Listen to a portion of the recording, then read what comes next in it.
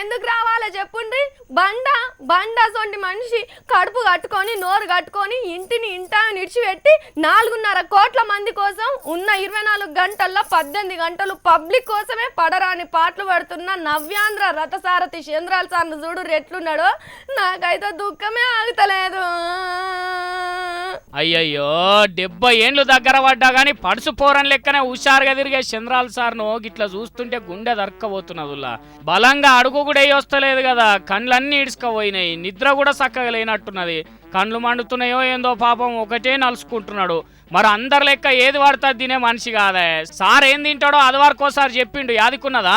Morning నేను రాగి జొన్న సజ్జ వాటర్ తో కలిపిన జావా, అది అయినాక రెండో మూడో ఆమ్లెట్, వైట్ ఆమ్లెట్, అది కూడా మళ్ళీ ఎల్లో ఆమ్లెట్ తింటే మళ్ళీ ప్రాబ్లమ్స్ వస్తాయి. ఓన్లీ వైట్ ఆమ్లెట్ ఇది చేస్తారు, ఇది చేస్తారు. ఇన్ బిట్వీన్ ఒక ఫ్రూట్ ఒకటి ఇస్తారు. మధ్యాహ్నం మళ్ళా జొన్న కానీ రాగి కానీ ఆల్టర్నేటివ్ పెట్టి ఒక కర్రీ.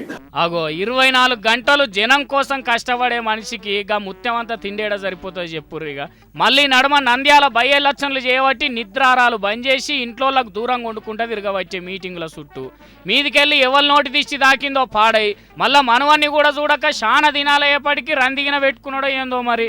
సారు మీరు మంచిగా ఉంటే ఆంధ్ర ఒక్కటే కాదు దునియాలున్న తెలుగు వాళ్ళంతా హ్యాపీగా ఉంటారు.